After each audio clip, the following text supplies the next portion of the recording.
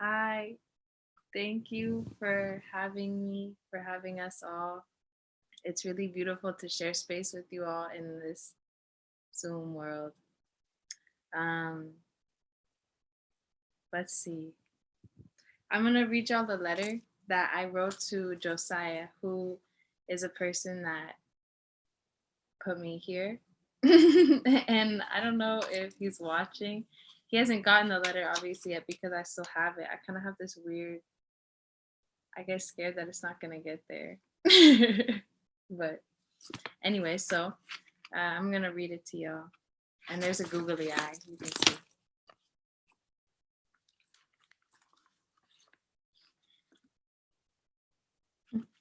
To Josiah. Hola. I'm not sure why it's randomly doing spaces. I like it. The typewriter reminding us of all the space and everything.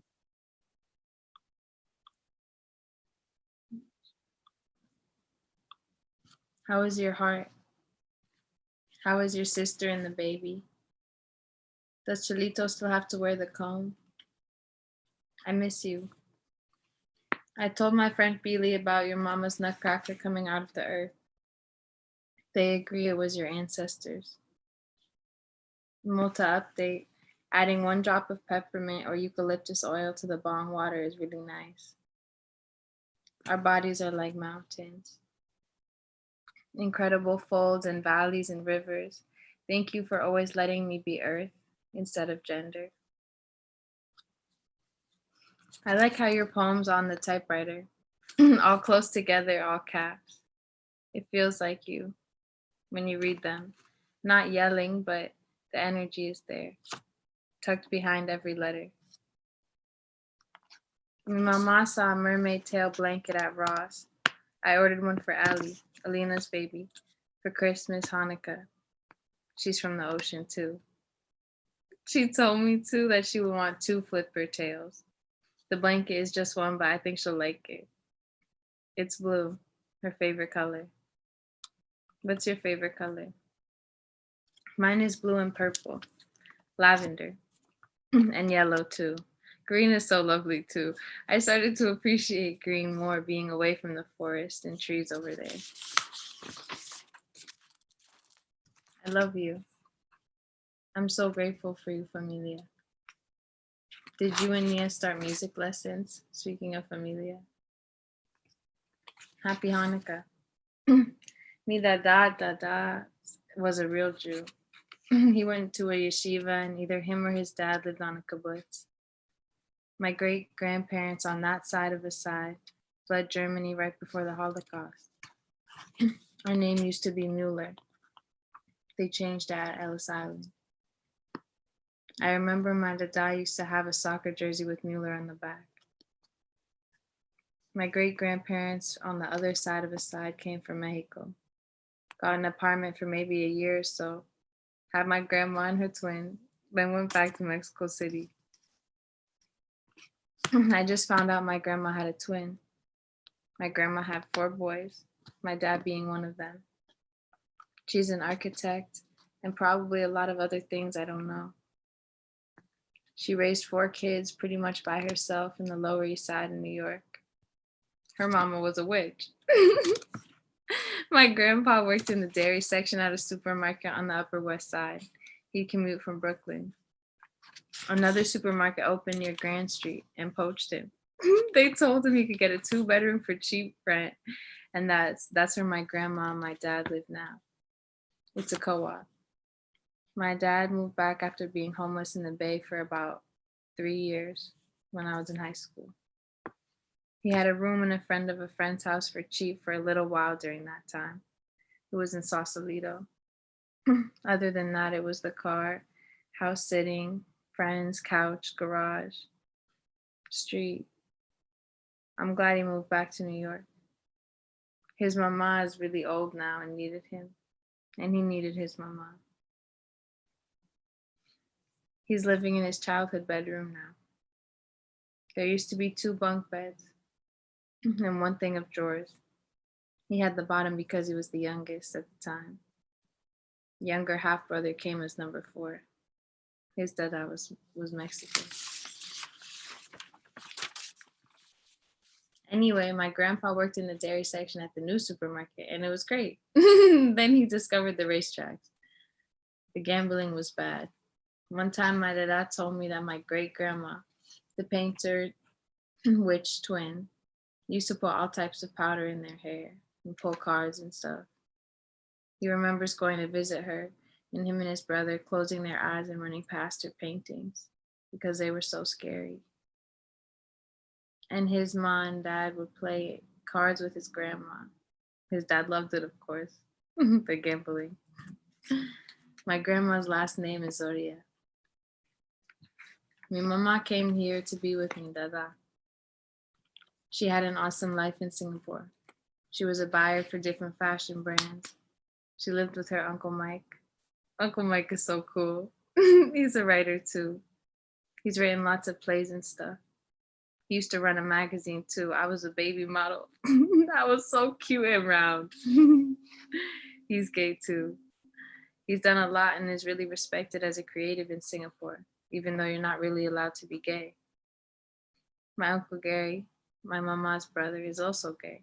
I'm also gay. It would be cool to hear the stories of the gays that came before us. Uncle Mike is the youngest of 8 and 2 adopted siblings.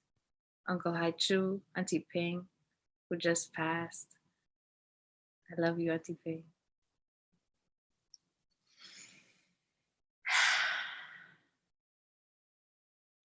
Uncle Ding, Papa, my grandma, Uncle Hai Wang, Uncle Chris, Uncle Mike, Auntie Karen, one of his adopted who moved to Canada with his family and has passed, and the youngest sister who lives in Malaysia. They were all raised during the Japanese occupation of Malaysia. Other places were occupied too. It was really bad. The Japanese were pretty brutal. Singapore wasn't born yet, just a little fishing village. They don't talk much about the British colonization of Malaysia and Singapore. Definitely don't critique it much. They low-key have that Stockholm syndrome shit that a lot of our homelands have culturally. And the Japanese were more actively violent, I think. The British killed mostly with disease and opium. And I'm gonna throw in rape because, of course, the Japanese would round up hundreds to thousands of locals and bring them to the beach and tell them to swim, then start shooting into the water. They lied about the numbers for a long time, but it was several 100,000. It was the Japanese occupation of British Malaya. My family survived both. 2 shit shows in 1. My Potai, Uncle Mike and Popo's mama married at 15 or 16. Arranged marriage. She was pregnant shortly after that. They were very poor, even though my great-grandpa was actually a school principal. Auntie Ping made more than him. She learned a few songs in Japanese and would go sing to the troops. They would get 1 egg for their birthday, an orange to share for Christmas. As kids, they would run through the jungle naked. I guess that's where I get it from. My gonggong, my grandpa, his mama was Peranakan. They wore these beautiful outfits called sarong kebayas. I have one. My godmother, Auntie Mayo, gave me this sarong. It was her dad's. I'm a boy too, though, so I wear it. It's just a little big. It's purple. You can try Googling little kids in sarong kebayas. Very cute. Very cute. And now that I think about it, both my grandpas were gamblers. Both my grandmas, absolute powerhouses. I see and feel my potai and gonggong a lot. They're both not in this physical realm anymore. Well, they are, though, through us. Their genes and DNA and memory in our bodies and wombs. Alina's abuela and Tia read cups, the coffee stains. They saw in my cup 2 ancestors watching over me. My mama's technically older than Singapore, born in Malaysia. Her cousin Majori Lin was 20 when she was kidnapped there.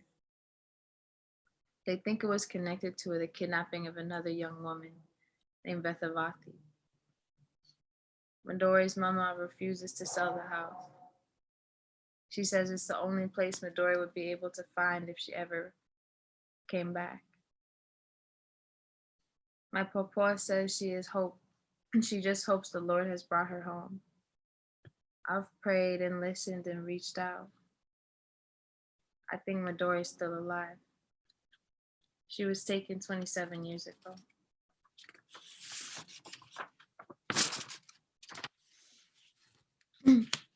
That artistic love you were talking about on your front steps. I understand now. It's funny too. Alina loves Frida as well. We're saving up now for around the world tickets and travel. We're aiming for 2023. Ali will be 11 by then. We'll go live and eat and learn and art for the whole year. Expect packages from us, gifts and things to hold while we hop from island to mountain to waterfall to underground club. I think I want to get your line, children who are ancestors, tatted at some point. I really love your tattoos, by the way. I love you. I hope you get this letter. With giggles and wiggles, Isabelle. P.S. I have included some poems. Let me know what you think and feel about the new ones if you want.